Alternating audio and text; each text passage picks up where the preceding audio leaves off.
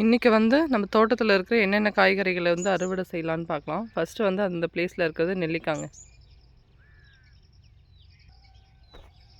நெல்லிக்காய் நம்ம இந்த பார்த்திங்கன்னா ஃபுல்லாக வந்து கொஞ்சம் பிஞ்சாக இருக்குது, கொஞ்சம் வந்து காய் வந்துட்டுருக்கு.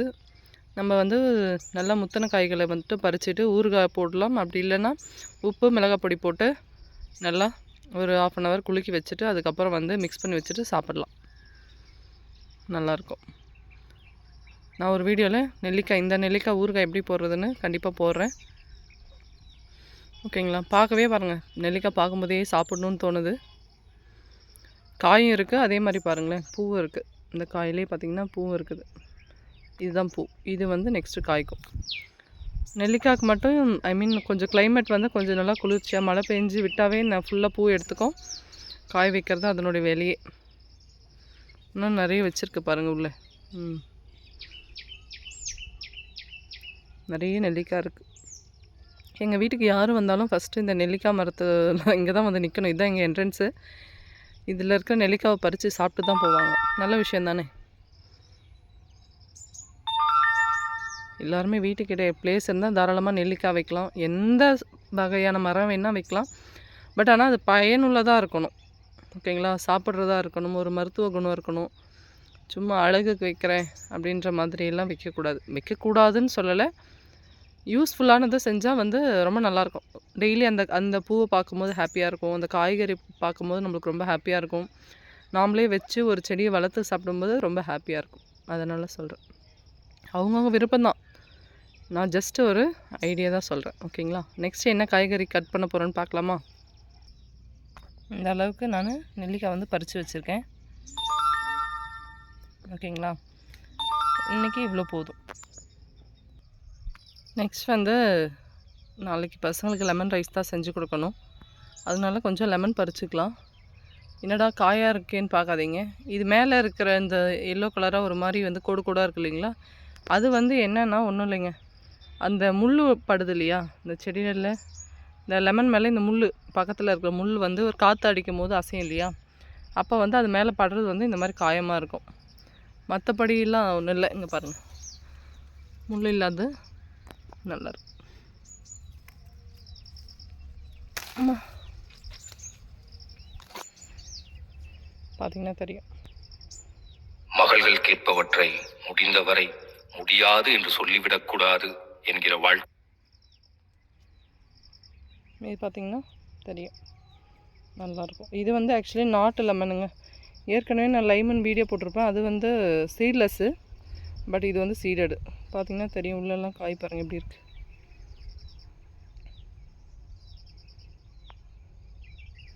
இது பறிக்கிறதுக்குள்ளே ஒரு வழி. இது உண்மையாகவே வந்து பறிக்கிறது ரொம்ப கஷ்டங்க.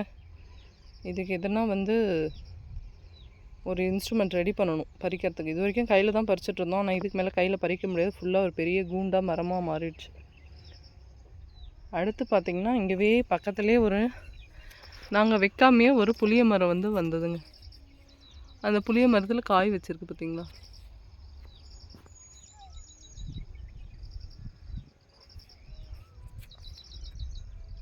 புளியங்காய் பிடிக்காத ஆள் வந்து இருக்க முடியாது. புளியன் இலையே சாப்பிட்ட காலங்கள்லாம் உண்டு. துளிரெல்லாம் நான் சாப்பிட்ருக்கேன். அதே மாதிரி இந்த புளியில் உப்பு மிளகாய் வச்சு நல்லா அம்மியில் வச்சு நசுக்கி சாப்பிட்றது, அரைச்சி சாப்பிட்றது, அந்த மாதிரி வேலையெல்லாம் குட்டி வயசில் நிறைய பண்ணியிருக்கோம். காய் இருக்குது. நெக்ஸ்ட்டு பார்த்திங்கன்னா புளியம் பூ இருக்குது பாருங்கள். இந்த பூ வந்து இந்த பூ ஸ்டேஜ்லேருந்தே குட்டிஸாக இப்போ இந்த மாதிரி காய் வரும். இது பார்த்திங்களா, இது இன்னும் ஒரு 10 days கழிச்சோன்னே ஒரு குட்டி காயாக வரும். அந்த குட்டி காயெல்லாம் பறித்து சாப்பிட்ருக்கேன். இங்கேயும் பாருங்கள் புளி வச்சுருக்கு. இதுதான் ஃபஸ்ட் டைம் வைக்கிது புளி. புளியில் ஒரு பெஸ்ட்டு ரெசிபி ஒன்று இருக்குங்க, புளி தொக்கு. அது எப்படி செய்யுதுன்னு கண்டிப்பாக நான் வீடியோ போடுவேன். நான் வீடியோ போடும்போது பாருங்கள். இந்த பூ ஆக்சுவலி பேர் எனக்கு தெரியல. ஏன்னா ரோட் சைடில் வந்து ஹைவேஸில் வந்து மிடில் வந்து அல்லரி பூவும் இந்த பூச்செடியும் வச்சுருப்பாங்க. இந்த பூ நல்லா இருந்ததுனால நான் ஒரு வீட்டிலேருந்து குச்சி வந்து கட் பண்ணி வச்சாவே வந்துடுச்சு. செடியோட வேரோடு நல்லாயிருக்கு பாருங்கள், கலர் செம்மையாக இருக்குது. மல்லி செடி வந்து இது வந்து நிழலில் மாட்டிக்கிச்சுங்க. அப்படின்னா என்னென்னா சுற்றி வந்து வாழை மரம், சீத்தா மரம்லாம் பெருசாகிடுச்சு. நாங்கள் மல்லி செடி வைக்கும்போது எந்த மரமும் இல்லாமல் தான் இருந்துச்சு. அதுக்கப்புறம் ஃபுல்லாக எல்லாம் கவர் பண்ணிடுச்சு. இப்போ தான் ஒரு அரும்பு வச்சுருக்கு. இன்றைக்கி ஒன்று வரும், நாளைக்கு ஒன்று வரும். இது வந்து அடுக்கு மல்லி. ஒரே பூவே ரோஸ் மாதிரி யூஸ் பண்ணலாம், நல்லாயிருக்கும். நெக்ஸ்ட் வந்து பார்த்திங்கன்னா பப்பாளி மரம். ஆனால் இன்னும் காய்க்கல, இந்த பிஞ்சாக தான் இருக்குது. ஓகேங்களா. வேறு இதில் வேறு எங்கேனா இருக்கான்னு பார்க்கலான்னு பார்த்தா எல்லாமே அந்த மாதிரி தான் இருக்குது, குட்டிஸாக தான் இருக்குது. காய் பெருசாக தான் இருக்குது, ஆனால் இன்னும் வந்து அது பழுக்கிற ஸ்டேஜுக்கு வந்து இன்னும் வரல. நெக்ஸ்ட்டு என்ன பறிக்கலான்னு பார்க்கலாம். நெக்ஸ்ட் வந்து புளிச்சக்கீரைங்க. புளிச்சக்கீரை சமைச்சு கொடுக்க சொல்லி கேட்டுட்டு தான் இருக்காங்க. பட் எனக்கு டைம் இல்லை. எப்போவுமே இந்த கீரையில் வந்து இந்த மேலே துளிர் பகுதி வந்து யூஸ் பண்ணக்கூடாதுங்க. ஓகேங்களா. அந்த துளிர் பகுதி வந்து கசப்படிக்கும். கீழே அடியில் இருக்கும் இல்லையா, அந்த ஸ்டெம்மினுடைய அடியில், தண்டினுடைய அடியில் இருக்கிற கீரைகளை தான் யூஸ் பண்ணணும். அதுதான் வந்து புளிக்காது. நீங்கள் மார்க்கெட்டில் வாங்கினீங்கன்னா கூட துளிர்லாம் யூஸ் பண்ணாதீங்க. அடியில் இருக்கிற கீரை மட்டும் தான் பயன்படுத்தணும். அந்த பூ பாருங்கள் நல்லா இருக்கு.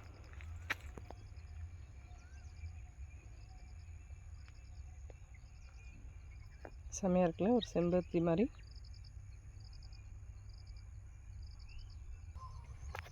என்ன செடின்னு எல்லாருக்கும் தெரியும். இது வந்து கருவேப்பிலை செடி. நம்ம தோட்டத்தில் இது வந்து செடி வைக்கலைங்க. இது எப்படி வந்ததுன்னு தெரியல. ஆனால் ஒரு 2 செடி, குட்டி செடி ஒன்றும், இதுவும் குட்டி செடி தான் வந்திருக்கு. இப்போ நான் போகிறதும் ஒரு இடத்துல வந்து எங்கள் நிலத்துக்கு பக்கத்து நிலத்தில் ஒரு கருவேப்பிலை தோட்டமே இருக்குது. அங்கே போய் கருவேப்பிலை பறிச்சிட்டு வரலான்னு தான் போகிறேன். இந்த மரம் வந்து முருங்கை மரங்க. இது ஆக்சுவலி ஆனால் ரொம்ப வருஷம் ஆச்சு, ஒரு பெரிய மரம் இது முருங்கைக்காய். இது வந்து நாட்டு முருங்கை மரம். முருங்கைக்காய் இருக்குது, நிறைய முருங்கைக்காய் இருக்குது, ஆனால் பறிக்கல. நெக்ஸ்ட் அதனுடைய அடிப்பகுதியிலே பார்த்திங்கன்னா சீத்தா செடி இருக்குது. சீத்தாக்காய் வந்து வந்துகிட்டே இருக்குது. இந்த மாதிரி காய் வந்து உள்ளே வந்து அந்த கேப் இருக்கு இல்லையா, ஒரு இந்த ஒன்றும் இந்த இதுவும் இதுக்கு நடுவில் கேப் இருக்கு இல்லையா, இந்த கேப் வந்து கொஞ்சம் நல்லா பிங்க் கலராக வந்துடுச்சுன்னா இந்த பழம் வந்துடுச்சு அப்படின்னு அர்த்தம்னு எனக்கு சொல்லி கொடுத்துருக்காங்க. ஆனால் மேக்ஸிமம் நான் கட் பண்ணின்னு போகிறது உடனே பழுக்கிறதில்ல.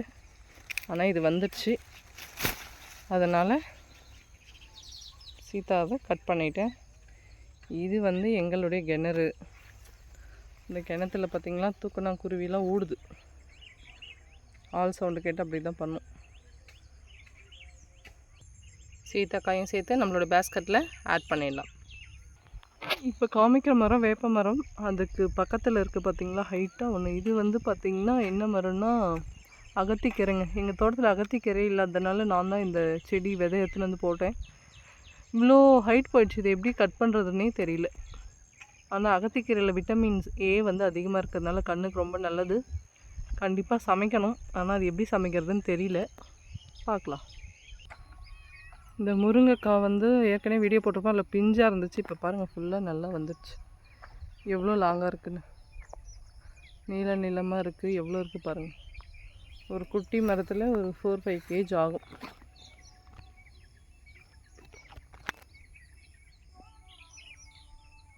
இந்த மாதிரி இருக்குது.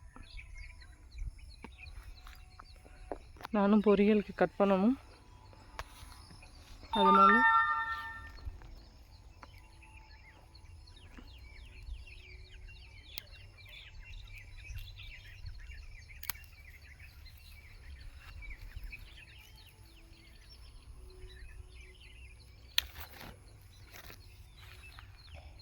இப்போ பார்த்தீங்கன்னா தெரியும் எவ்வளோ நீட் இருக்குது பாருங்கள் முருங்கைக்காய். இதையும் நம்ம பேஸ்கெட்டில் வச்சுருவோம். நெக்ஸ்ட்டு இந்த நாட்டு முருங்கைக்கீரை இருக்குது இல்லைங்களா, அந்த நாட்டு இந்த ஒரு கிளையிலே பார்த்திங்கன்னா எவ்வளோ முருங்கைக்காய் இருக்குது பாருங்கள். எங்கள் மேலே ஒரு குட்டி செடிங்க இதெல்லாம், சரிங்களா. நெக்ஸ்ட்டு பார்த்திங்கன்னா இந்த முருங்கைக்கீரை பாருங்கள் எவ்வளோ ஃப்ரெஷ்ஷாக இருக்குது. ஆனால் நாட்டு முருங்கைக்கீரை வந்து வேகிறதுக்கு ரொம்ப நேரம் ஆகும். வேக வைக்கும் போது இந்த ஹைப்ரிட் வந்து கொதிக்கும் போது நம்ம கீரையை போட்டு ஒரே செகண்டில் வந்து ஒரு செகண்ட் சொல்ல 5 minutesல வந்து வெந்துடும். முருங்கைக்கீரை வந்து ரொம்ப ரொம்ப நல்லதுங்க உடம்புக்கு. எல்லாரும் தாராளமாக சாப்பிடலாம். அது சமைச்சு சாப்பிட்றது நிறைய டைம் எடுத்துச்சுன்னா நீங்கள் என்ன பண்ணலாம், வேக வச்சு அந்த தண்ணி மட்டும் எடுத்து ஒரு சீரகம் போட்டு அப்படியே குடிச்சிடலாம். சீரகம் லைட்டாக உப்பு போட்டு அப்படியே குடிச்சிட்டிங்கனாவே போதும். இந்த முருங்கையினுடைய ஃபுல் ஸ்ட்ரென்த் வந்து நம்மளுக்கு வந்துடும். எள்ளு பார்த்திங்கன்னா ஆல்மோஸ்ட் வந்து விளைஞ்சிருச்சு. இந்த காய் பார்த்திங்கன்னா தெரியுது தான் எள்ளு காய்.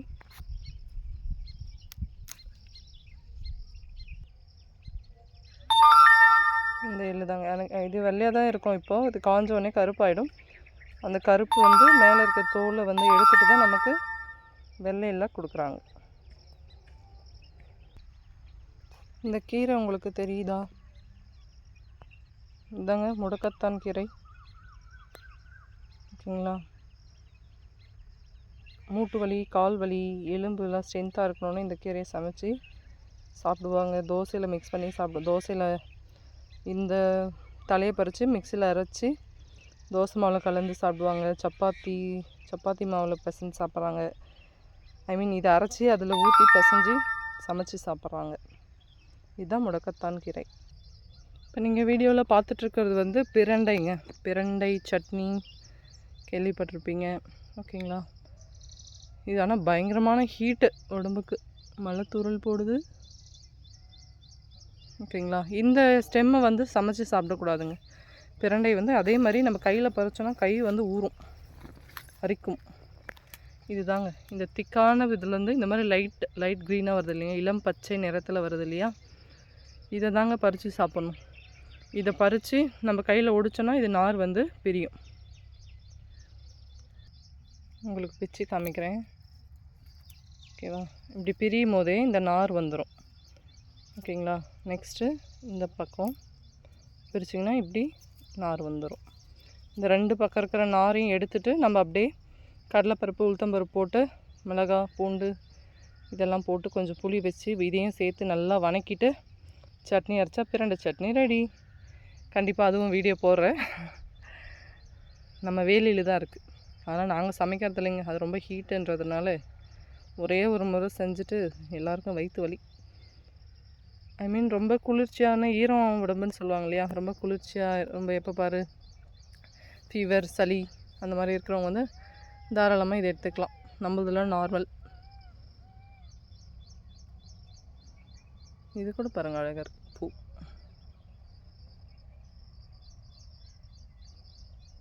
நெக்ஸ்ட் என்ன பார்க்கலான்னு எனக்கும் தெரியல. நானும் உங்களை மாதிரி தான் போயிட்டே இருக்கும்போது என்னென்ன கிடைக்குதோ அந்த வீடியோலாம் போட்டுட்ருக்கேன். நம்ம நிலத்தை தான் சுற்றி பார்த்துட்ருக்கோம். நம்ம தோட்டத்துக்கும் பக்கத்து தோட்டத்துக்கும் முள் வெட்டி போட்டிருக்காங்க. ஒரு வழியாக முள்ளை எடுத்து போட்டு தாண்டி வந்தாச்சு. இது வந்து எங்கள் பக்கத்து தோட்டம். கேழ்வரகு வந்து அப்படியே விரைச்சி களை எடுத்துருக்காங்க. பக்கத்து வீட்டு கிணறு ஃபுல்லாக ரொம்பிகிட்ருக்குது. ஆனால் வெயில் காலத்தில் தண்ணியே இருக்காது. நாங்கள் தான் ஹைட்டில் இருக்கோம், போக போக பள்ளம். இது வந்து காக்கட்டான் தோட்டம். இப்படி பார்த்திங்கன்னா ஒரு பெரிய பலாமரம். இது வந்து நாட்டு பலாமரம். இது ஒரு பெரிய நாட்டு பலாமரங்க. அறுவடை ஆயிடுச்சு பாருங்கள். மேலே ஒன்று இருக்குது, வந்துட்டுருக்க மாதிரி இருக்குதே. ஒரே ஒரு பலாக்காய் மேலே இருக்குது, ஆனால் அது பழம் வந்துட்டுருக்குது. இது வந்து கருவேப்பிலை செடி இல்லைங்க, மரம். வேப்ப மரம் மாதிரியே இருக்குது. ஃபுல்லாக பூ பாருங்கள், கருவேப்பிலை பூ. ஹைட்டாக இருக்குது, தெரியல. தெரியுதா? கருவேப்பிலை பூ. நம்ம எவ்வளோ வேணாலும் கட் பண்ணிக்கலாம். இப்போ நான் கட் பண்ண போகிறேன். கருவேப்பிலை கலெக்ட் பண்ணியாச்சு. கருவேப்பிலை பூ எல்லாம் சேர்த்து கலெக்ட் பண்ணியாச்சு.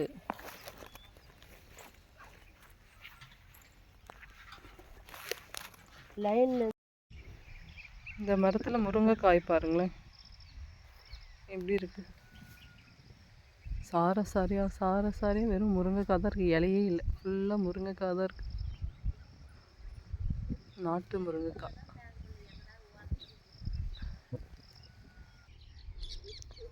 அது வந்து ஒரு சாத்துக்குடி மரம் தான். காய் இருக்குது. அதுக்கு அடியில் வந்து ஒரு கட்டில் இருக்குது பார்த்தீங்களா, அது எதுக்குன்னா இந்த கலக்கா கொல்லிக்கு வந்து காவல் இருக்க தான். நம்ம தோட்டம் மாதிரி இங்கேயும் வந்து ஃபுல்லாக குரங்கு வந்து பிடுங்கி போட்டிருக்கு பாருங்கள். கேப்பாக இருக்க பிளேஸ்லாம் வந்து கலக்கா வெயில்ல. ஓகே, நம்ம வந்த வேலை முடிஞ்சது, நம்ம போகலாம். இந்த தோட்டம் என்ன தோட்டம்னா இதுதாங்க மல்லித்தோட்டம். மல்லிப்பூ பார்த்தீங்களா, இப்படி தாங்க, இப்படி இருக்கிற நிலத்துல இப்படி வந்து நிறைய பில்லு இருந்தால் அதில் வந்து பூவே வைக்காது. இதை வந்து க்ளீன் பண்ணி உரம் வச்சு மருந்து அடித்து, மல்லிப்பூ செடிக்கெலாம் 4 டேஸ்க்கு ஒன்று மருந்து அடிக்கணும், இல்லைன்னா ஃபுல்லாக வந்து உள்ளே வந்து பூச்சாயிடும்.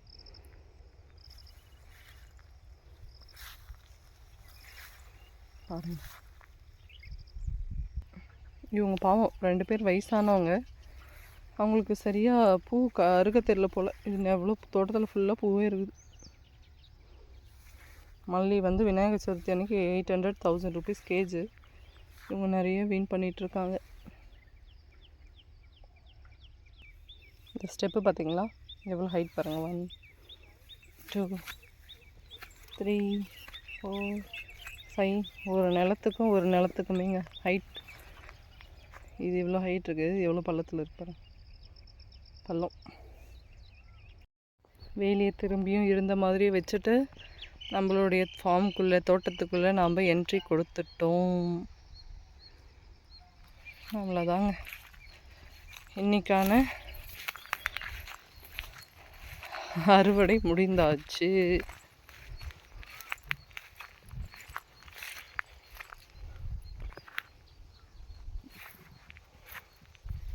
என்னன்னு தெரியுதா, இதுதான் மலை நெல்லி. ஒரு மினி ஃபாரஸ்ட்னு ஏற்கனவே நான் ஒரு வீடியோ போட்டிருப்பேன். இந்த தோட்டத்தை அப்படியே பாருங்கள்.